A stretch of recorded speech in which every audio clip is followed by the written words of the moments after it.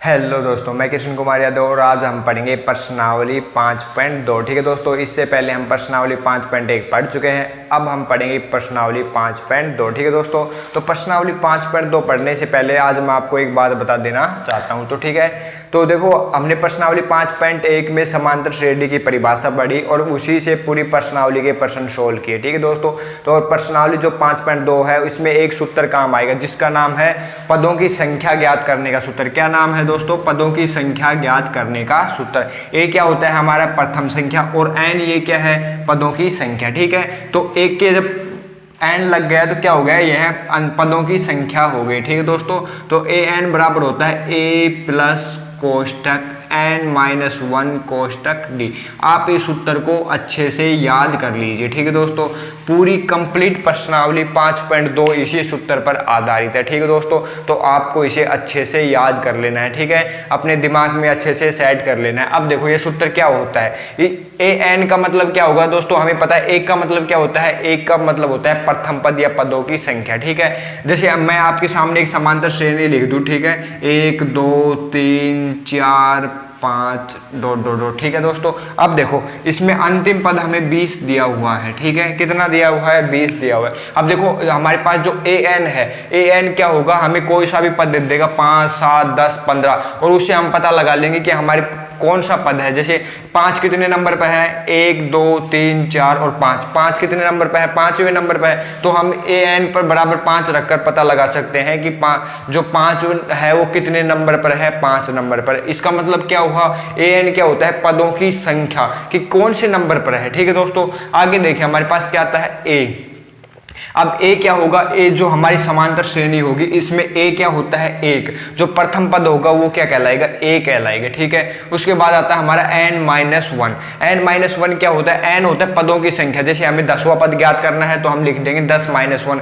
15वां पद ज्ञात करना है तो हम लिख देंगे 15-1। ठीक है दोस्तों, आगे आता है डी। डी मैंने बताया था क्या होता है? सारो अंतर। सारो अंतर क्या होता है दोस्तों? इसमें से कोई भी दो संख्या लीजिए लगातार, या ये लीजिए या ये लीजिए। ठीक है दोस्तों, तो 4 में से 3 घटाएंगे तो कितनी बच गई? 1 बच गई। ठीक है, सारो अंतर क्या होता है? दो क्रमागत संख्याओं का अंतर। ठीक है, या फिर आप 2 में से 1 घटा लीजिए, या फिर आप 5 में से 4 घटा लीजिए। इसका मतलब क्या हुआ? कि दो क्रमागत संख्याओं का अंतर सारो अनुपात होता है। ठीक है दोस्तों, समझ में आ गया? तो हमारे ये सूत्र आपको मैंने अच्छे से एक्सप्लेन कर दिया एक एक चीज। ठीक है, अब देखिए सूत्र को आपको याद करना है, बहुत ही इंपॉर्टेंट सूत्र है।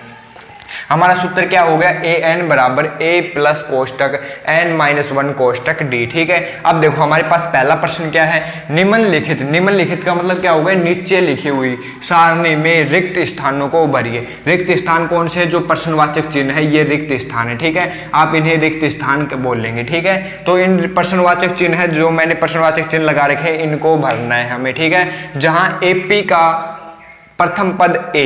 एपी क्या होती है? हमारी समांतर श्रेणी। ठीक है, तो एपी का प्रथम पद क्या दिया गया है हमें? ए। ए क्या है इसमें? ये रहा। ए क्या होता है? प्रथम पद। सारो अंतर क्या दिया गया है? डी। तो ये हमारा डी दिया गया है। उसके बाद और एन व, तो n क्या है? पदों की संख्या होती है, और ए एन क्या होता है? पदों की संख्या कौन सी है? कितनी होती है? जैसे हमारे पद 10वें नंबर की पद की संख्या है वो 50 है, तो वो क्या होगी? संख्या होती है, वो क्या होती है? ए एन होती है। ठीक है दोस्तों, समझ में आ गया?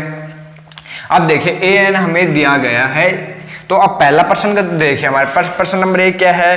प्रश्न नंबर 1 है ए बराबर दिया गया है हमें 7, डी बराबर दिया गया है 3 और एन बराबर क्या दिया गया है? 8। तो हमें क्या ज्ञात करना है दोस्तों? ए एन ज्ञात करना है। देखो इतनी सिंपल प्रश्नावली और बहुत ही अच्छी प्रश्नावली है, एग्जाम में बहुत ही अच्छे नंबरों की आती है और अक्सर प्रश्न पूछे जाते हैं। ठीक है दोस्तों, तो आपको इसे अच्छे से पढ़ना है। केवल एक सूत्र पर बेस है पूरी प्रश्नावली 5.2, केवल ये सूत्र ही काम आएगा। ठीक है दोस्तों, अब देखिए हमें क्या कहा गया है? ए दिया गया है, डी दिया गया, तो मैं यहाँ पर लिख देता हूँ। देखो प्रश्न नंबर 1, तो प्रश्न नंबर 1 में क्या क्या दिया गया है हमें? ए दिया गया है। ए कितना है दोस्तों? 7। आगे क्या दिया गया है? डी दिया गया है। डी की वैल्यू कितनी है हमारे पास? 3। और एन क्या होते हैं? पदों की संख्या। तो पदों की संख्या कितनी है? 8। और हमें क्या ज्ञात करना है? ए एन बराबर ज्ञात करना है। ठीक है दोस्तों, ए एन का मतलब क्या हो गया? जो 8वें नंबर का जो हमारा पद है वो कितना होगा? ठीक है, वो हमें बताना है। तो कैसे ज्ञात करेंगे? हमारे पास क्या सूत्र होता है पदों की संख्या ज्ञात करने का? ए एन बराबर ए क्या दी गई है हमें 7 दी गई है। ठीक है दोस्तों, अब देखो n कौन सा पद ज्ञात कर रहे हैं हमें, n बराबर कितना दिया गया है 8, तो हम यहाँ पर लिख लेंगे कि कौन सा पद ज्ञात कर रहे हैं, 8वां पद ज्ञात कर रहे हैं। ठीक है दोस्तों, अब आगे क्या है दोस्तों, प्लस है तो क्या लगा देंगे, प्लस लगा देंगे। आगे क्या है, ब्रैकेट है तो ब्रैकेट लगा देंगे। n की वैल्यू कितनी दी गई है हमें, 8 दी गई है, तो 8 माइनस 1।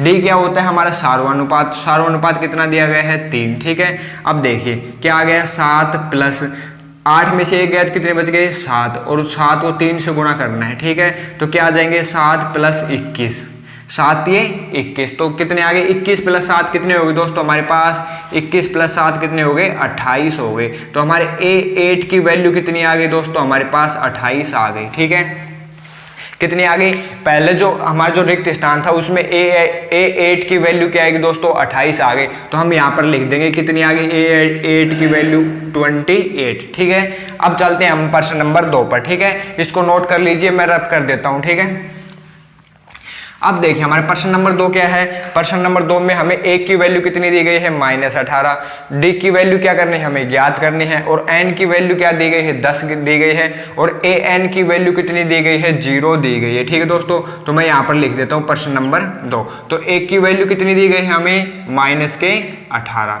ठीक है, आगे क्या दिया गया है, डी की वैल्यू कितनी दी गई है, डी की वैल्यू हमें पता नहीं, हमें क्या करनी है, ज्ञात करनी है। ठीक है दोस्तों, तो क्या लगा देंगे, प्रश्नवाचक चिन्ह लगा देंगे। ठीक है, उसके बाद देखो एन की वैल्यू कितनी दी गई है हमें, एन की वैल्यू दी गई है 10। ठीक है, और ए एन की वैल्यू कितनी दी गई है दोस्तों, 0 दी गई है। ठीक है, अब देखो हमारे पास क्या सूत्र होता है, ए एन बराबर ए प्लस कोष्टक एन माइनस 1 कोष्टक डी। ठीक है, देखो क्या आपको एक छोटा सा काम करना है, क्या काम करना है, जो भी मान है हमारे पास उनको इस सूत्र में रखना है। ठीक है, तो देखो ए एन की वैल्यू कितनी है 0, तो ये मैंने रख दिया 0। ठीक है, आगे क्या है बराबर, तो ये बराबर लगा देंगे। ठीक है, अब आगे क्या है, ए की वैल्यू कितनी है -18, तो ये हो गया -18। आगे क्या है दोस्तों प्लस, तो हम प्लस लगा देंगे। आगे क्या है ब्रैकेट, और n की वैल्यू कितनी है 10, तो ये 10 हो गया, 10 माइनस 1। डी की वैल्यू हमें ज्ञात करनी है, हमें पता नहीं तो हम डी यू का यू लिख देंगे। ठीक है दोस्तों, अब देखिए ये जो 18 है मैं इस तरफ लेके आऊंगा, इसका हो जाएगा प्लस का 18। ठीक है, और 10 में से 1 गया तो कितने बच गए 9 और डी। ठीक है, अब देखो ये इसके गुणा में है तो इस तरफ आएगा, किस में हो जाएगा भाग में। जब मैं 18 में 9 का भाग दूंगा तो कितना आ जाएंगे दोस्तों, 2 आ जाएंगे। तो हमारे पास डी की वैल्यू कितनी आ गई, 2 आ गई। ठीक है, देखा बहुत ही सिंपल प्रश्न है, डी की वैल्यू कितनी आ गई दोस्तों, हमारे पास 2 आ गई। ठीक है, तो हम यहाँ पर लिख देंगे जो हमारा रिक्त स्थान है इसमें डी की वैल्यू कितनी आ गई, 2 आ गई। ठीक है, अब चलते हैं हमारे प्रश्न नंबर 3 पर। हमारे प्रश्न नंबर 3 में क्या दिया गया है, ए हमें ज्ञात करना है, डी की वैल्यू दी गई है हमें -3, और एन दिया गया है +18, और ए एन दिया गया है 5। ठीक है, तो अब देखिए हम प्रश्न नंबर 3 करते हैं। ए की वैल्यू हमें ज्ञात करनी है और बाकी हमें सब कुछ दिया गया है। ठीक है दोस्तों, तो देखिए अब ये क्या हो गया हमारा प्रश्न नंबर 3। अब प्रश्न नंबर 3 में ए की वैल्यू हमें क्या करनी है, ज्ञात करनी है। डी की वैल्यू कितनी है हमारे पास -3। ठीक है, और एन की वैल्यू कितनी है दोस्तों 18, किसके प्लस के 18, और ए एन की वैल्यू है -5। ठीक है, अब देखो सिंपल सा काम करना है, क्या काम करना है हमें, ये जो मान है इनको हमें एक सूत्र में रखना है। ठीक है दोस्तों, तो रख देंगे। तो ए एन का मान कितना है हमारे पास -5। ठीक है, आगे क्या है बराबर है तो क्या करेंगे, बराबर लगा देंगे। ए की वैल्यू कितनी है पता नहीं तो हमें ज्ञात करनी है, तो ए यू का यू रख देंगे। ठीक है, आगे क्या है दोस्तों प्लस है तो प्लस लगा देंगे, ब्रैकेट है तो ब्रैकेट लगा देंगे। एन की वैल्यू कितनी दी गई है 18 माइनस 1। ठीक है, डी की वैल्यू कितनी दी गई है -3। ठीक है, इनके चिन्ह इनके साथ ही लिखने हैं। ठीक है दोस्तों, ये क्या है -5, तो इसके माइनस को 5 यू का यू, ये क्या है ए यू का यू, प्लस देखो 18 में से 1 गए तो कितने आ गए 17। ठीक है, और 17 को गुणा करना है किससे, -3 से। ठीक है, अब देखो ये भी माइनस का और ये भी माइनस का। ठीक है, तो आपकी हमें किसकी वैल्यू चाहिए, ए की वैल्यू चाहिए, तो क्या करेंगे इस पद को इस तरफ भेज देंगे। ठीक है, 17 को 3 से गुणा करूंगा तो कितना आ गया 17 ते 51। ठीक है, तो इसको इस तरफ लेके आऊंगा तो किसका हो जाएगा प्लस का 51। ठीक है, माइनस कितने हो गए 5, बराबर कितना आ गया दोस्तों ए आ गया।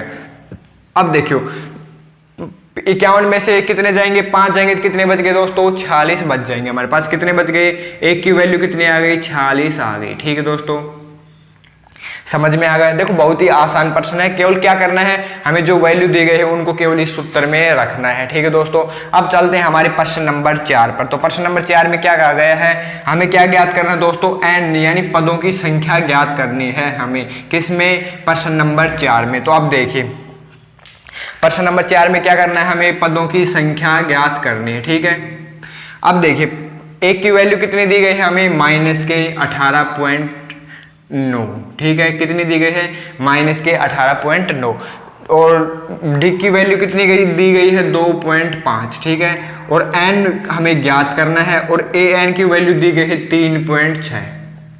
ठीक है दोस्तों, अब देखो सिंपल सा काम है, क्या काम है, इसका मान ज्ञात करके इसका मान कहाँ रखना है, इस सूत्र में रखना है। ठीक है दोस्तों, तो ए एन की वैल्यू कितनी है हमारे पास, 3.6, तो ये लीजिए 3.6। ठीक है दोस्तों, बराबर है तो बराबर लगा देंगे। ए की वैल्यू कितनी है, -18.9।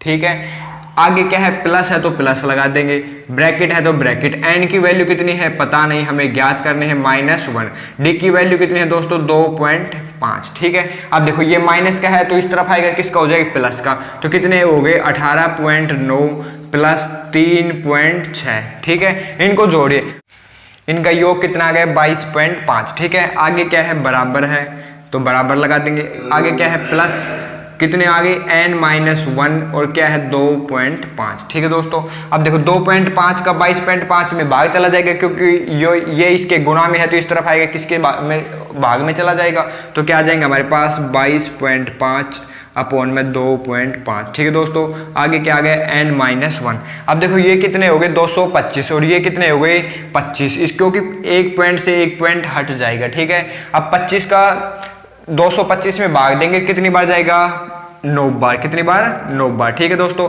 और n-1 और ये जो क्या बच गया दोस्तों, आगे n-1, ये -1 इस तरफ आएगा, किसका हो जाएगा, प्लस का हो जाएगा। तो हमारे पास n की वैल्यू कितनी आ जाएगी, 10 आ जाएगी। ठीक है, इसका मतलब क्या हुआ, इसका मतलब ये हुआ कि जो हमारा ए एन बराबर 3.6 है वो कितने नंबर पर है, 10वें नंबर पर है। ठीक है दोस्तों, समझ में आ गया। एन की वैल्यू कितनी आएगी, यहाँ पर 10 आएगी, तो हम यहाँ पर लिख देंगे एन की वैल्यू कितनी है, 10 आएगी। ठीक है, अब हमारा अंतिम प्रश्न है प्रश्न नंबर 1 का, वो क्या है, प्रश्न नंबर 5। इसमें हमें क्या बताना है दोस्तों, इसमें हमें ज्ञात करना है ए एन यानी अंतिम पद हमें ज्ञात करना है। ठीक है दोस्तों, अब देखो ए क्या दिया गया है हमारे पास, 3.5। क्या दिया गया है दोस्तों, ए क्या दिया गया है, 3.5। ठीक है, डी की वैल्यू क्या दी गई है, डी क्या होता है हमारा सारो अनुपात, क्या दिया गया है, 0 दिया गया है। आगे है एन, एन क्या होता है पदों की संख्या, वो कितनी दी गई है, 105। और हमें ए एन क्या करना है, ज्ञात करना है। ठीक है दोस्तों, तो सिंपल सा काम है, क्या करेंगे, इनका मान ज्ञात करके इनका मान कहाँ रख देंगे, इस सूत्र में रख देंगे। ठीक है दोस्तों, तो ए एन बराबर क्या दिया गया है, हमें ज्ञात करना है, तो ए एन यू का यू बराबर ए की वैल्यू कितनी है दोस्तों हमारे पास, 3.5। आगे क्या है, प्लस है, ब्रैकेट, एन की वैल्यू कितनी है, 105 -1 कोष्टक, डी की वैल्यू कितनी है दोस्तों हमारे पास, 0। देखो सारो अनुपात जो होता है वो 0 हो सकता है, ऋणात्मक भी हो सकता है और धनात्मक भी हो सकता है। इसका मतलब क्या हुआ कि सारो अनुपात एक पूर्णांक संख्या होती है। ठीक है दोस्तों, अब देखो 0 का मैं इससे गुणा करूंगा तो क्या हो जाएगा, 0। तो ए एन की वैल्यू यानी हमारा प्रथम पद कितना आएगा दोस्तों, 3.5 आएगा। अब एक बात और ध्यान दीजिए, अगर हमारा जो डी यानी सारो अंतर 0 है तो चाहे वो प्रथम पद हो चाहे अंतिम पद हो, वो सारे जितने भी पद ज्ञात करवाएंगे वो कितने आएंगे, 3.5 ही रहेंगे। ठीक है दोस्तों, तो ये हमारा अंतिम प्रश्न था। अगर दोस्तों वीडियो पसंद आई हो तो लाइक जरूर कर देना। ठीक है, मिलते हैं नेक्स्ट